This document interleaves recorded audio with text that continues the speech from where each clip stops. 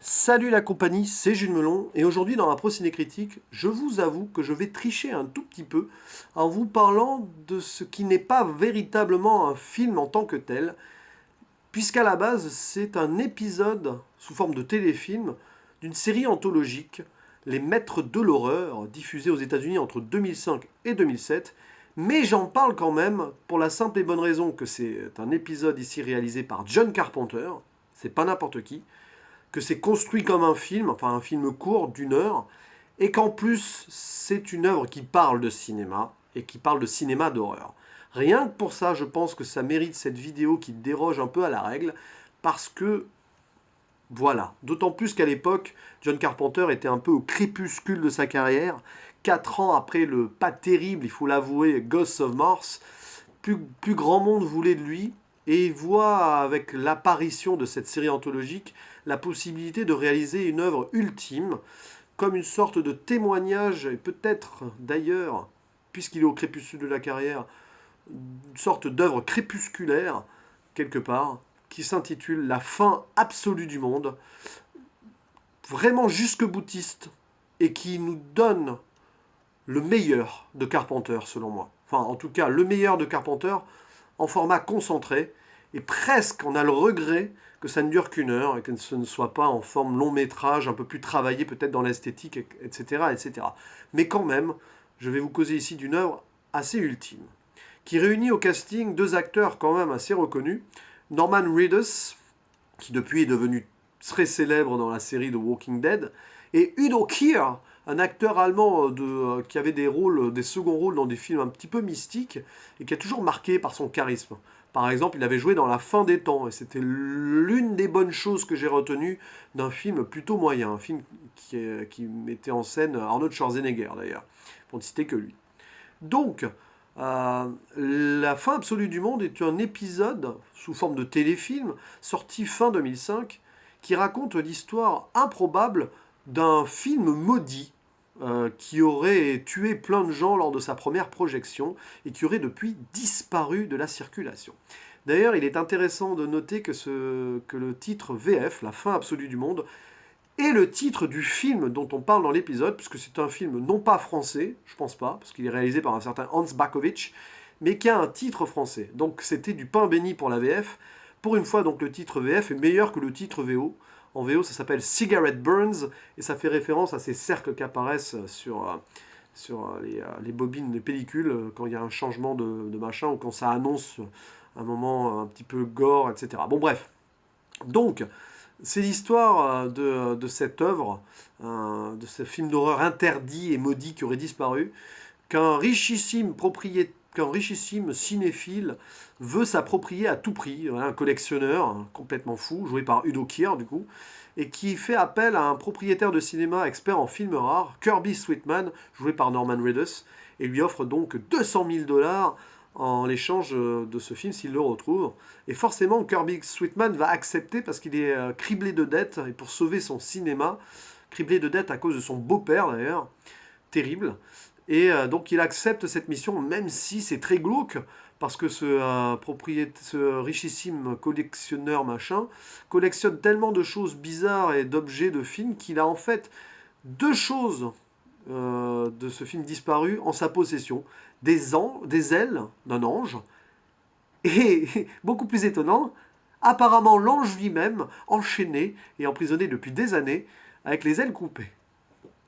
Et malgré tout, Kirby Sweetman accepte la mission. Et c'est là d'ailleurs c'est là qu'on voit que Carpenter nous balance dans une ambiance improbable, parce que n'importe quel humain, enfin nous spectateurs, on aurait été face à cette situation, on n'aurait pas accepté de façon morale, c'est pas possible.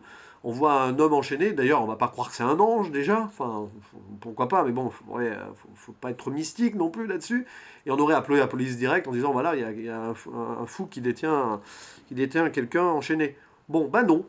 On sent que Kirby a envie d'y croire, il est rempli de mysticisme par rapport à l'histoire contée par ce milliardaire, et donc il y va. Il va accepter la mission, alors certes, aussi il n'a pas du gain, il doit sauver un petit peu l'histoire de sa vie, parce que ce cinéma c'est un peu toute sa vie, d'autant plus que depuis quelques années il n'a plus que ça, son épouse s'étant suicidée et depuis il est harcelé par le beau-père qui demande de l'argent, enfin qui lui a prêté de l'argent et qui veut être remboursé. Là aussi, situation improbable quand même. Le beau-père, il a perdu sa fille et tout. N'importe quel beau-père à ce moment-là aurait coupé les ponts plus ou moins avec son beau-fils. Sauf, ou alors n'aurait pas non plus, ne le harcèlerait pas comme ça derrière. Enfin, c'est complètement fou. On voit bien qu'on est dans un contexte déjà à part entière qui sombre, qui fait sombrer un peu ces personnages et nous-mêmes un petit peu dans l'incertitude, voire dans la folie. Donc Kirby Sweetman se lance à la recherche de ce film qui aurait disparu, mais qui existerait encore, une copie serait quelque part, et il lance son enquête dans divers réseaux qui vont le mener déjà, notamment à Paris, où il va faire face à un réalisateur fou de snuff movie. Ouais. Et il y a une scène d'ailleurs complètement cinglée où on voit une femme se faire assassiner et filmer en même temps. Voilà. Et donc, d'ailleurs, c'est une scène très importante dans le film parce que John Carpenter, ici, euh, pose la question de jusqu'où peut-on aller pour la création d'une œuvre parfaite. Parce que si on veut suivre une certaine logique, si on veut faire une œuvre pure et parfaite d'horreur, on serait obligé de tuer les acteurs et de faire vraiment avec du vrai sang, sans montage, sans rien. Ça serait l'œuvre horrifique parfaite, quelque part. Alors est-ce qu'ici c'est une critique peut-être de certains réalisateurs qu'il a connus qui voulaient toujours aller plus loin dans le gore et tout? Parce que voilà, les années 2000 ont vu l'émergence de films comme Saw, où il y a eu évidemment d'autres films plus connus qui étaient très gore, comme Cannibal Holocaust ou Serbian Film. Bref, peut-être qu'il y a une critique de ça derrière, mais ça fait se poser une bonne question. Est-ce que d'ailleurs cette légende urbaine des snuff movies ont existé? Est-ce qu'il y a vraiment eu des films qui ont circulé et qui ont été pseudo-commercialisés dans le marché noir avec des vrais meurtres filmés? Ça, on n'en aura jamais véritablement la preuve. Mais donc cette scène est hyper importante, la scène de la création artistique en ôtant une vie, en tuant une personne, et d'ailleurs avec un humour très noir sur ce moment-là, puisque le réalisateur à ce moment-là dit ah voilà, j'ai fait la scène parfaite, aucune coupure, un plan de séquence parfait, aucune coupure, la seule chose qui a été coupée c'est la femme que j'ai tuée. Voilà, voilà, bref. Et donc, le pauvre Kirby Sweetman, il avance dans son enquête et il rentre de plus en plus dans la folie. Alors déjà, quelqu'un qui tue une personne, puis il va voir la défunte, l'épouse, donc la veuve du réalisateur Hans Bakovitch, et il va aussi être pris de vision après avoir écouté une interview audio de son réalisateur.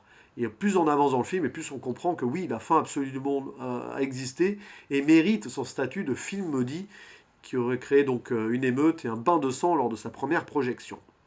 Et c'est pour moi une œuvre profonde et quasi parfaite de Carpenter. La seule chose que je vais lui reprocher, c'est qu'elle soit trop courte et trop en esthétisme téléfilm, malheureusement.